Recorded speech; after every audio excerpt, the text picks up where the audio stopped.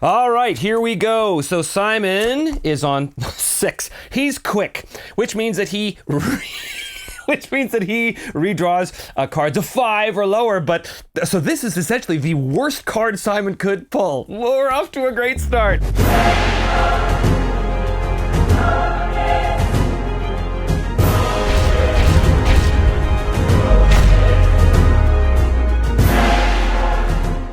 Hello, and welcome back once again to Me, Myself, and I. I am your intrepid host, game master, and player, Trevor Devall. Thanks so much for watching. Thanks so much for continuing to watch. And by all means, if you like the show, don't forget to hit like and subscribe. And if you make a comment and you know, the usual spiel about the Facebooks and the Twitters and all that stuff. Simon and his erstwhile Irish companion, or that's the accent anyway, Edbert, had decided to go back to the necromantic temple for reasons of their own. Simon because he thought that the temple might have something to do with the disappearance of his parents, which is a thread that he's following quite closely. And Edbert wanted to go because he believed that there might be some sort of answers to how he could exorcise his ghost. Inside there was the main temple area right at the beginning, and that's where Simon and Edbert discovered there was a series of necromantic runes around a large altar, but more importantly, that altar was covered in blood, which indicated that there was some ritual currently being enacted right now by some still living or unliving denizen of the temple. Then they made their way to a storage area, which was a large room that was rent in half by some sort of cataclysm, basically causing a giant chasm to separate the two sections of the room. But that chasm had been bridged by a table. But on the inside of that storage area, they found a bunch of things like priestly supplies, things like this, as well as some gems and jewelry lying about. Ooh, hooray. But they found a dying hunter who we have already established was the hunter who owned the cabin way back in episode 2. Simon ran up, stabilized the hunter's wounds, and at that moment, this statue, we're just using that to represent the statue right now, it was like a large skull in an alcove. Basically, there was a strange keening wail that started to come off the statue. It emitted another spell, like a sleep spell, which caused Edbert here to fall asleep. This is his little ghost. Ooh, his ghost is freaking out. Ooh. At the exact moment that coming from down the corridor was the thing that was responsible for covering all of these various altars in blood and enacting a ritual that was designed to create a magical barrier to keep the Order of the Purifying Flame out of the temple. There are a group of paladins and clerics and such that are coming here to cleanse the temple. Simon knows nothing about these people, but we do. So we begin now with determining what is the thing that is coming for Simon, or specifically, I think, coming for the hunter, because presumably this hunter had escaped this thing as it's trying to enact the ritual. It escaped the thing, and now the thing has tracked the hunter down, tracking his blood, obviously, down this way, and is coming up, or rather coming down this hallway here. We know from last session it's not a lich, but we need to know what this thing is. So I have an idea. He suspects that this temple had something to do with his parents' disappearance. He knows that his parents were taken by a great evil in the woods. This might be the source of that evil. So my question is, the thing that's coming, is it in fact a hideous, mummified, undead version of his mother? Is that a thing? Let's find out. The chaos factor was at 6 last time. I think because we ended on a cliffhanger and everything is really ramping up out of control, we are gonna boost that chaos factor back up to 7. Is this thing that is coming, that is enacting the ritual, is it in fact Simon's undead mother that, you know, we don't know what happened. Maybe the parents got captured, put in here by some terrible ritual, were turned into undead guardians of the tomb. Ooh, that's horrible. But maybe it's the case.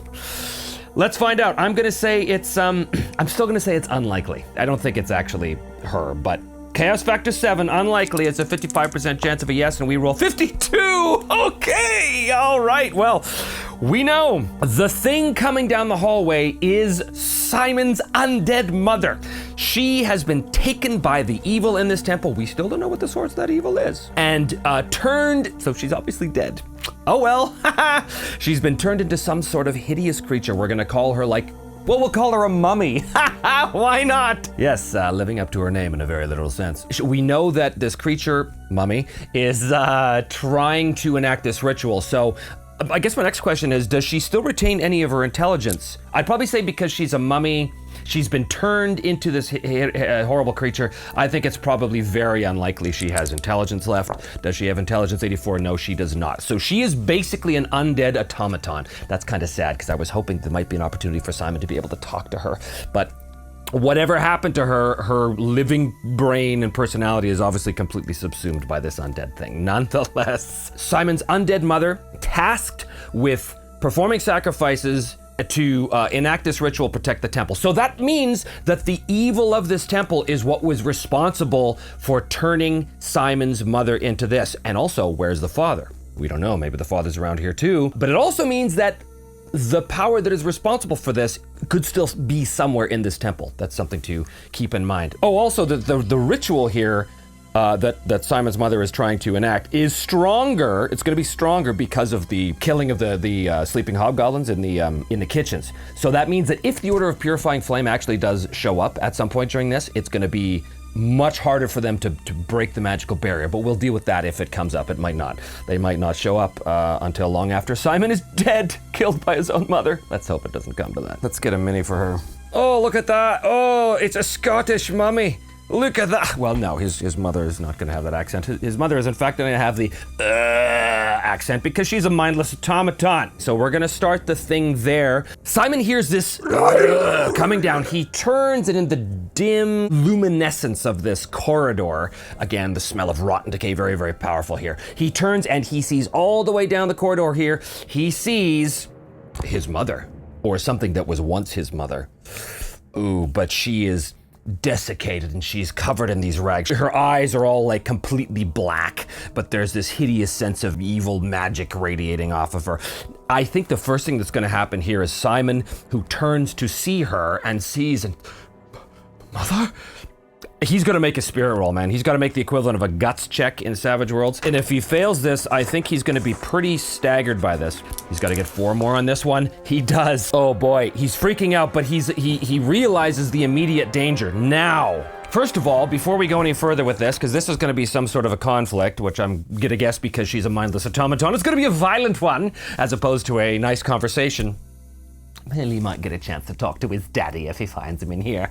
We'll see. I'm going to be using this right here. This is the Fantasy Companion for Savage Worlds. This is also designed for the Explorers Edition, so this is an older version, for an older version of the game, but it's all the same, basically. So this is a Guardian Mummy, which makes sense because she's an automaton. Where are we at right now? We've got the Hunter, who's going to act on Simon's initiative, and we've also got Edbert. He's also going to be on Simon's initiative, but right now he's asleep, so he's going to have to be woken up by a large sound, so Simon's probably gonna have to deal with that. So, we'll give a quick shuffle, because I don't know if we did this before. Simon's gotta fight his own mother.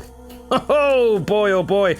And Mom, if you're watching, this is no reflection on you. I don't see you as an undead monstrosity. I don't. For I love you, you see. All right, here we go. So Simon is on 6. He's quick, which means that he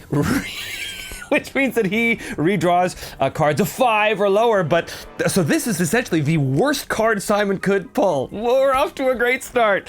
All right, and the mummy is on 7. Well, that's very close. So the mummy is principally going after the hunter, but sees a new victim here. There's this ghost right there, which presumably the mummy can see. Simon can't see the ghost. The mummy is going to run. So the mummy's going to move 6, but it's going to run, which means that's its action. So it's going to roll a d4 because it's got a shuffling gait. Plus 2, it's going to roll 8. Each of these little squares here are 1 inch. So we'll start her right here. 1, 2, 3, 4, 5, 6, 7, 8. Gets right up to Edbert, but can no longer act because she's used her action. So Simon on 6. So he quickly turns around and he looks anywhere he can to see if there is anything of use.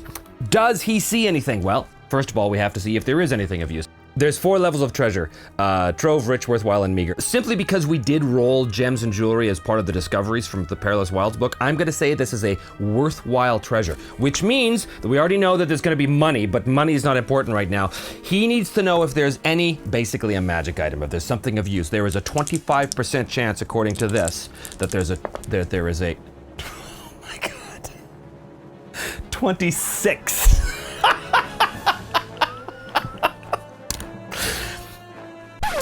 Somebody wrote in the comments, #Simon sucks. I am going to make a shirt or a mug or something called Simon Sucks, because clearly he does. Okay, well, there's nothing of use. Was that his action? It was a quick perception check, so I think yes. I think to do like a full scan of the room, that was his action. So we are going to go back to initiative. Here we have Simon. Boom. Oh my God, he's back. Hashtag Simon Sucks. And the Mummy Lord is...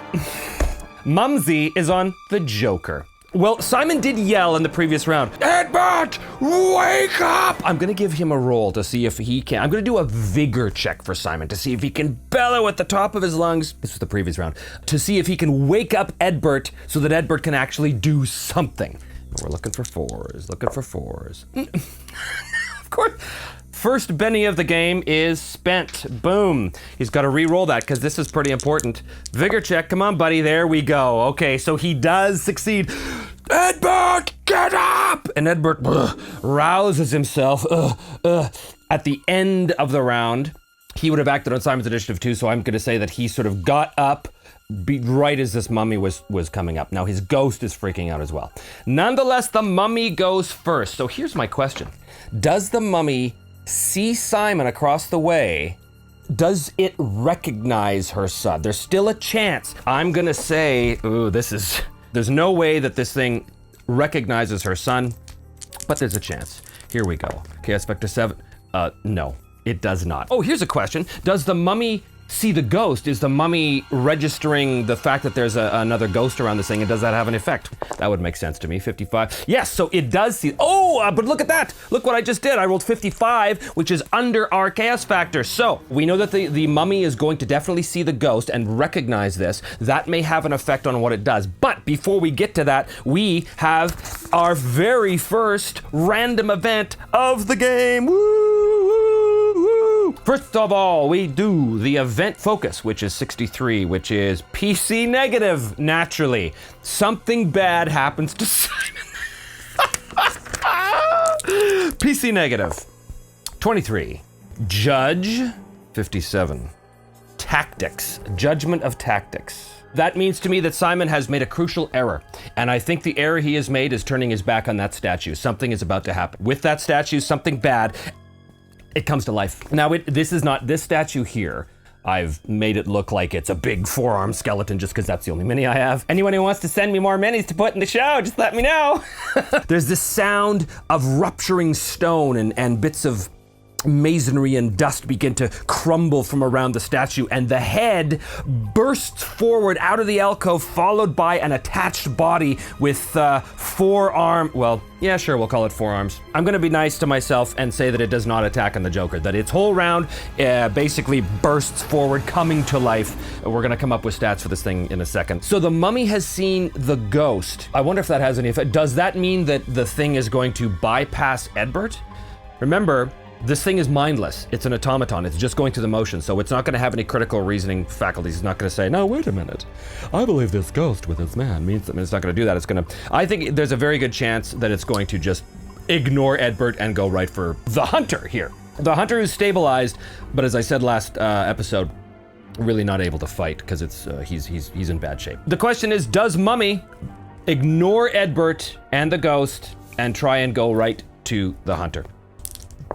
85 is yes. As it moves past Edbert who's on his feet as of last round, he turns and he will get an attack of opportunity on this thing. Okay, Edbert, back on his feet, wham, hits with his longsword. He's rolling a fighting. He is not a wild card. By the way, some of you in the comments had asked if Edbert is a wild card, and I said he's an extra, and that's true, he is an extra, but I'll tell you what, because everyone seems to like this character so much already, if he survives this, well, we'll promote him to a wild card, which could frankly save Simon's bacon. Okay, so he is going to do his attack against 6. He'll miss. The thing gets up to the hunter. It needs to grab the hunter and move it back to, or move him rather, back to the altar. So its purpose here, Mummy's purpose here isn't to kill the hunter, it's to grab the hunter. So what we're gonna do is we're going to do a unarmed attack, basically. This thing is gonna roll a d8, and it's gonna grab the hunter, no problem, I think. So the mummy bursts in over the table, comes up over here, immediately goes and grabs the hunter, and then turns around as if to take the hunter away. Simon sees this. He's got his longsword out. He moves up, and he slashes at the retreating mummy, at his retreating mummy.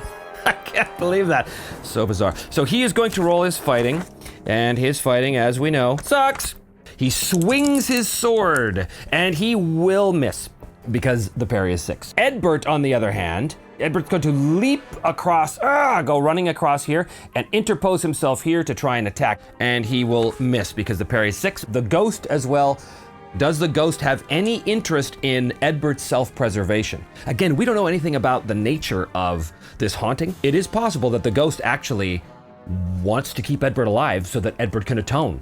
Let's find out. Luckily, we have the fate chart to answer these questions. I don't really know. I'm going to call it 50-50, and the answer is 60. So yes, the ghost has a vested interest in keeping Edbert alive. Basically, this is like a poltergeist, so all it can do is huck things. So his ghost basically goes over here, grabs an item from these chests, some sort of maybe a giant like metal chalice or something, and hucks this chalice at the retreating mummy. Now check this stuff out. The ghost attacks on a D12.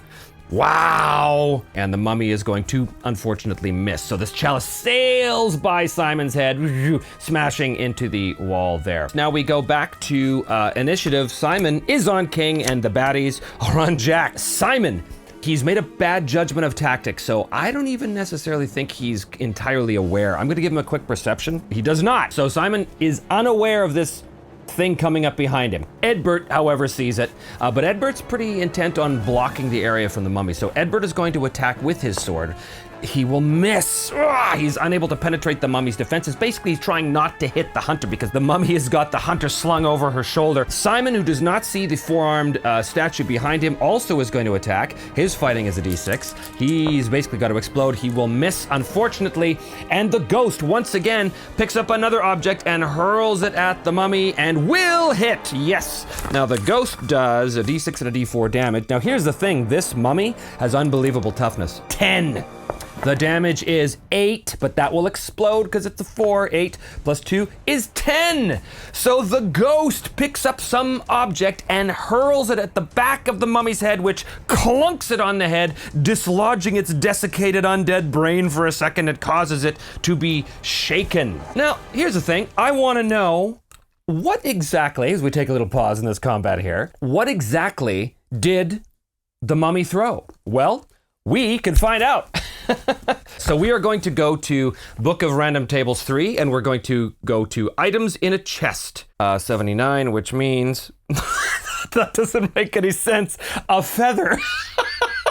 So sometimes when you're doing things completely randomly, you have to re-roll because certain results just do not make any sense. So instead, books. That's kind of cool. So the poltergeist goes over, it picks up this big tome and hucks it at the back of the mummy's head, conk, which stuns it, shakes it for 1 second. Shaken is, of course, a spirit roll, and it'll roll D10. Okay. D10 plus 2. I can't see any way that this would fail. Oh! 1 plus 2 is 3. The mummy remains shaken. A little bit of good luck for Simon and friends for a change. Who knew? Meanwhile, this crazy animated statue over here, it is going to move up to Simon, its first obvious target. So even though Simon did fail his perception, as this thing is moving towards him, basically, I think that Edbert would see it and he would just call out, "Simon, behind you!" which just gives him a chance to avoid getting the drop on him, because otherwise that'd be a +4 to hit and damage, and it just makes sense tactically here that would happen. So it fights on a D6, and it will, of course, it'll explode. So it'll roll 10. He's gonna hit Simon with a raise. Pow. This is the damage it does on Simon. Simon's toughness is 6, and it does 4 against toughness 6. It does not shake Simon. Simon's able to interpose his sword just at the last second and catch a piece of the blow. Clink! Now we go back to initiative, Simon and friends. Simon is quick, so he's gonna roll again. Simon's quick, so he draws again. 7. Yeah, that kind of sucks. And the baddies are on 8. First of all, the mummy is going to do the shaken test. A D10 plus 2 to resist. Plus 8 is a success with a raise, which means it can immediately move. It is an automaton, which means it's going to blow past the two of them. But as it does so, these two are going to get a free attack on it as it goes 1, 2, 3, 4, 5, 6. It's actually going to technically run. Actually, before we do this, it does break shake. It does break shake, baby. But the question is, does it immediately just keep moving towards its objective, which is bringing the sacrificial victim back to the altar somewhere, or does it turn and attack? I think it's way too intently focused on its prey, 43. So no, it does not. It moves past the two of them. It's gonna run, gonna go 1, 2, 3, 4, 5, 6, 7, 8, 9, 10. But as it does so, it draws free attacks from. Now, as it's moving, they do get their gang up bonus. I may have forgotten that before. Each of them should be +1 fighting. First of all, Edbert at +1 is going to roll 4, which he will miss. Simon, D6 fighting plus his wild die. These are both a +1, potentially 4, 5. Also missed because the parry is a 6. This statue is going to attack Simon as well, versus parry 5, so he will hit Simon, boom. So it clocks Simon again for 7. His toughness is 6, so he will be shaken as the thing smashes him in the side of the head with its big stone clawed hands. Blah! And Simon is briefly knocked insensate, which brings us to our guys. So Simon, first of all, he's gonna do his spirit roll to see if he can get up from this thing. He succeeds, but not with the raise, so he does get up, but he's unable to do anything this round. So now the question is, does Edbert confront the closest victim, or does Edbert turn and run after the mummy? There's no way that he's gonna turn and run. 0-8. Oh, he does! So, he says to Simon, I'm gonna go after her. You take care of that statue. And Simon's like, well, it's fine. Get the number of that truck. Okay, so he turns 1, 2, 3, 4, 5, 6. He's gonna have to run, and he's gonna attack as a multi-action penalty. 8, 7 minus 2 is 5. He will not connect. Bang! The ghost makes its way down the hallway going after Edbert because it's connected to him. So Simon and company are on King. The baddie's on 9. Simon is fully able to act. He swings his sword at this thing, trying to smash it. Oh, look at that. Double exploders. Boom. And he's gonna roll 8s on both cases. He rolls his damage. 5 against toughness 7. He will not do anything to that. Bang! Meanwhile, over here, Edbert completely misses. The mummy is going to continue down the hall into the passage. So basically the mummy vanishes off the board for now. Over here, the skeleton rolls its fighting. Will miss this time. Now we go back to Simon on 6 and 4. And he's going to attack with his fighting of D6. And he's going to explode, and he's going to roll a 10. That is a hit with a raise, finally, against toughness 7. And he's going to roll 4, 8, 12, which is 8, 9, 10, 11. That is enough to smash it. He finds the weakness, the seam in the statue, and he drives his longsword into it and kicks it back, and it shatters into pieces. Does Edbert go after the mummy? He does not. So he runs back into the room. What was that thing? That was my mother. I was right. The evil that took them to this place. I have to stop her. I have to stop her. Now just hold on. You're in no position to go running after her. But she took the hunter. We have to go after the hunter as well. Just hold on a minute. We're going to go after that mummy of yours and the hunter. We're going to get that hunter back. But we are here to explore this place to see if there's anything of use. So let's find out if there is. Yes, you're right. Quickly then. They are both going to search the room. Now, Simon did do a cursory examination. I asked if there was anything of immediate use that he could see. The answer was no. But there might be stuff hidden in these chests, hidden among these piles of gems and jewels and coins. But there's not a lot of time. So what they're going to do is they're going to do a notice roll. They're going to search the room. Do they find any other interesting things in here? They do not. So there's just the money. The overall value is gonna be 500. So we're just gonna add that on. They basically grab the loot, the gems, the jewelry, the coins, and they stuff it in their pockets as they're looking around, but they're unable to find anything of value. Now the race is on to chase down the mummy. They flee the area and go racing back to the kitchens. The altar in the main chamber has already been covered in blood. The altar in the kitchens has already been covered in blood. We've established that there's going to be little altars through pretty much all the rooms. Presumably, the mummy is going back to take the sacrificial victim back to another room with another altar. And I'm going to say, just because 3 is a cool number, that once this mummy gets to the third altar and begins to cut into the hunter's body again to cover the altar in blood, it's going to complete the ritual, which is basically going to make the outside barrier, a magical barrier, impenetrable to the Order of the Purifying Flame, if and when they ever show up. They run back to the kitchens. The mummy is not in the kitchens. The mummy has gone off somewhere else. What do they find as they run into the next area? It is going to be a 5. It's going to be a common area with a discovery. An acolyte cell, an acolyte cell. So they're running down the corridor. Again, the dark, dank, stinking of rot. They come down a long, narrow corridor. On either side are a series of doors. Some of them are open. They clearly lead to a very, very small contained acolyte cell. So like we're talking like one bed, a simple closet, that kind of thing. Most of them totally covered in dust. But there is a discovery here as they're racing through it. 2 discoveries, okay? The first one is 9, a feature. The next one is, oh, look at this, altar dais platform. So, this is good, this is good. They run past the acolyte cells and they can see in each cell there is a small little altar. These altars are everywhere. Now these are tiny little rooms, so there's not a lot of room in it, but as they run past the cells, I think this is one of the final altars in one of the acolytes' chambers. So I think that they're gonna stumble across the mummy. But before they do, what's the other discovery? 10, a find, and it's going to be coins, gems, jewelry. As they make their way through the hallway, they can notice a couple things. One, there is obvious, there's an open chest in here, and there's some money spilling out, gems, jewelry, coins, that kind of stuff, which is great. But the other thing is they hear the sound of screaming from over here as the mummy here is about to begin the finalization of this ritual, which will permanently seal this place. Permanently, I don't know if it's permanent, but will certainly make it much, much, much harder for the Order of the Purifying Flame to make their way in and maybe effect a rescue of our valiant heroes. Here's a question. Has just the power of this place by its own nature basically raised some of these dead priests from their cells to come to the aid of the mummy? That is very likely. And Chaos Vector 7, 25, yes. One of them at the door kind of opens here. One of them emerges there. Another door opens. Shambling out of this room are, clad in old rotting black robes as they come out.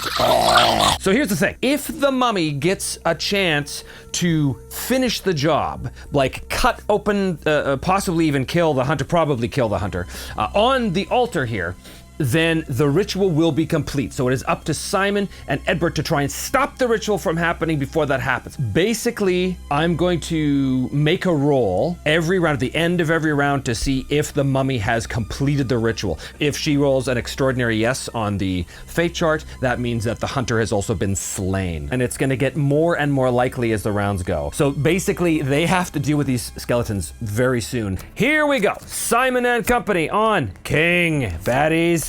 Also on King, but in Savage Worlds, we count down reverse alphabetical, so they go first. First of all, Simon, with his drawn sword, he runs up to one of these skeletons just emerging, and he attacks it with his sword, and he's going to attack, and of course he misses. The skeleton comes out and basically dodges to the side. Simon's sword smashes into the old door. A puff of old rotting wood and dust explodes into the chamber.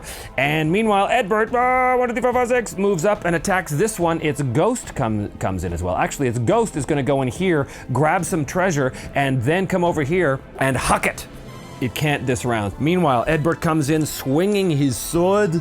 Swinging your sword, 5 will hit. 2d8 damage, because he is much better in a fight. Bang. Oh! no! 15 exploded, 15 and 7, 22! So he comes up with 2 hands, brings his sword down on the skeleton and shatters it into pieces. That's more like it. Meanwhile, over here, the enemies, so this one is going to move up 1, 2, 3, 4, 5 and attack Edbert. And it will miss. This one coming out of the room swings its claws at Simon. It rolls a d6 fighting. Simon's parry is 5. God, of course it explodes with an 11. So that is a hit with a raise. 4, 6, 7, 8. That is going to shake him, but not anything else. Meanwhile, the mummy. So the mummy has thrown this semi-conscious body of this male hunter onto the altar and has produced some sort of hideous sickle, right? With necromantic runes all along the side. It raises up the sickle and it begins to make a long incision in the hunter's chest, right down the middle. Is this enough to complete the ritual? It is impossible that this is enough, which means that there's a 15% chance that it is, because we're at Chaos Factor 7. Here we go. Does it complete the ritual? Oh no! Oh no! And is not an extreme yes. Oh, this is just awful. It is not an extreme yes, but it is a yes, which means the hunter is still alive, but the mummy rakes down his chest with the sickle. His blood runs all the way down his chest into those necromantic symbols carved into the altar, and there is this sound, this deep thrumming sound. A cloud of blackness for just a moment. This expands through the chamber and then is gone again. Oh, bad news. The hunter is still alive, but the ritual has been completed. And from outside, perhaps, are the purifying flame. Are they there at the precipice right now? I think it's very unlikely, but it's possible that they're 94 extreme. No. Okay, they're nowhere near this temple, okay? Which means Simon and Edbert are basically stuck in here on their own because there is no help coming for them. Anyway, the ritual is completed. The barrier is sealed. Now, does this barrier mean nobody can get out? I don't know. We'll have to find out. The hunter is bleeding out and will eventually die if they don't do something about it. Our guys go on a 2, but Simon's quick. Go on a 6. Bad guys also go on a 6. Diamonds, spades before diamonds in this case. So the enemies attack first. This skeleton here is going to attack Simon as he's still staggered from that blow and will miss. This skeleton attacks Edbert and will also miss. Meanwhile, the mummy. Does the mummy kill the hunter? Does it take its round to basically perform a coup de grace? I don't really think that's likely. The ritual is complete. It doesn't need to kill him. I think no way. 18. Sorry, pal. The mummy takes its sickle knife, and the hunter, lying on the altar, blood flowing freely from his wounds. He looks up at the mummy, and the mummy looks directly at him with its black undead eyes, and it takes the sickle and draws it neatly, cleanly with one quick swipe across the hunter's throat. Blood gouts from the wound, and the life quickly fades from the hunter's eyes. Hunter's dead. Wow, these dice really want to screw things up, don't they? Oh my god, I so can't believe you just rolled that. And now it's our guys on the 6 of diamonds. Simon does a spirit roll to see if he can get back up. He does not. Edbert slashes at the skeleton in front of him. He will miss. We go into a new round now. Simon and company on 9, enemies on 3. Simon and company first. Simon once again trying to break his shaken status. Get up, Simon. No, he's unable to do it. Edbert swings his sword once again, misses again. The poltergeist grabs a thing and comes back out it's just randomly grabbing items from the treasure to try and huck at the enemies. We go back to the enemies. This one on Simon is gonna roll. It's gonna miss. This one on Edbert is gonna roll. Ooh, 6 and 9. What is Edbert's parry? So it's gonna hit Edbert, and it's going to do d6, d4. 4 will do nothing to Edbert. That was them, and now, unfortunately, the mummy, having just killed the hunter, is going to go 1, 2, 3, 4, 5, 6. This is going to be totally random. 1 to 3, it's going after Simon. It does. And it's going to attack Simon, but it can't because it ran, so it used its action. So it basically shuffles through the hall with its mummified hands coming after Simon. Now, mummies have something called mummy rot, so at any point, if it actually connects with Simon or Edbert, that's potentially very, very bad for them. Imagine that. Things are potentially very, very bad for them. You know, one day I have faith that something's going to go right for our beleaguered party. They just cannot get a break. Okay, new round. Simon and Company on 8. Baddies on 4. Simon and Company first. Simon, you must get up. You must get up. Oh, he cannot break the shake. I'm gonna spend the Benny to just come out of shaken. Boom, just like that. He's out of shaken, which means he can act. And he's going to slash this skeleton right there because he is also in combat with Edbert, which means that he's going to get a +1 to hit. D6 fighting +1 is going to be 6, which does hit him. Yay! Damage 7 against toughness 7. He will shake. Boom. Finally, something done. Edbert is going to attack that mummy. At a +1 to hit, he will hit with an 8. Now this is tough. The mummy has toughness 10. 2d8 against 10. Ugh. We'll see. Here we go, Edbert. Hit this mummy. Nope, nothing done. Blade cannot penetrate the mummy's toughness, which is brutal. However, this thing has, I think this thing has already grabbed something else. Yeah, it came out and grabbed something else, so it's gonna hurls it at the mummy. It will hit the mummy, but probably not do a whole lot of damage to it. Basically, these dice have to explode in order for anything good to happen. Okay, 9. Ooh. Okay, 15. 15. Oh, and 20 damage against 10 is going to be, oh, awesome. 10 shakes it. 14 will destroy. Oh my god, the poltergeist hurls an item at the mummy. Okay, we need to know what this item is. Things found in a chest. Let's see what the killing blow is caused by. It is caused by... Oh, this is awesome! Little does Simon or Edbert know that the poltergeist goes in, it does not grab something from the chest. In fact, there is a desiccated corpse, one of the old priests who's lying there. The corpse has been miraculously preserved, except for, there's still bits of rotting flesh. The poltergeist rips the head off of the corpse, moves into the chamber, and hucks the decaying head at Simon's mother. She looks up, the head hits Simon's mother's head and knocks her head off the body. Bang! And she goes down.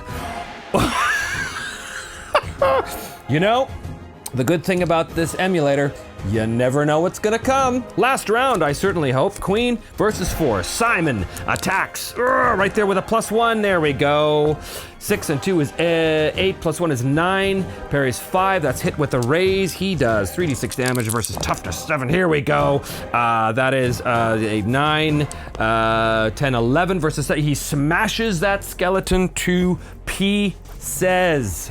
Simon runs into the chamber, and alas, the hunter is dead. The second thing he notices is, of course, the glowing runes on the altar, glowing with sickening black light, pulsing like a heartbeat. He goes back and he sees the body of his mother, her mummified head, and I think in that moment, the head reverts back to its human form. The spell is broken, and the power that had consumed her and killed her and raised her again into this horrible thing now leaves, and for 1 second her face just go from this rictus of pain and rage for 1 second just sort of relaxes into what almost appears as a peaceful look. Simon, I think, takes a second and breaks down at this. We have failed to stop this ritual. I have failed to save my mother. I need to continue into this place to see what happened to my father. I don't know if that's such a good idea, Simon. This power has been activated. Who knows what else might now be awakening in this place. You were right, back in the town to try and gain a priest. There's no way we can deal with this on ourselves. For my part too, I don't think that mummy was actually in charge of what was going on in this place. I think that she was compelled to do it by some power. That power is still obviously active here, and I don't think we have the strength to defeat it ourselves. We should take that money in the other room now and run. I cannot leave this place until I know what happened to my father. I have to know if he is here. We're not going to survive this place. We barely escaped this. If it wasn't for the help of my unseen friend here, he kind of twitches again. We got off lucky that time, mate. We've got to get out now. Does he convince Simon? I'm going to give him a D4 persuade, because hey, I did say that if he survived this, he's going to become a wild card, so I'm going to give him persuade at D4. He does not. No, if you wish to go, that is fine, but I must continue.